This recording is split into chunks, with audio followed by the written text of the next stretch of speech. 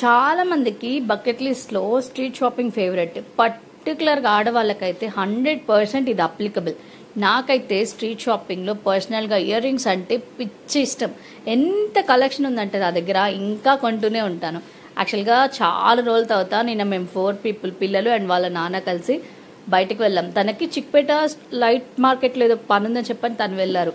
So వెళ్తూ వెళ్తూ మీరు కూడా ఉన్నారు కదా అని చెప్పని మమ్మల్ని తీసుకెళ్తే, ఇంకా చిక్పేట గురించి తెలిసిందే కదా, బట్టలు కానివ్వండి, street shopping, imitation jewellery and brass items and light market పెట్టింది పేరు అనమాట.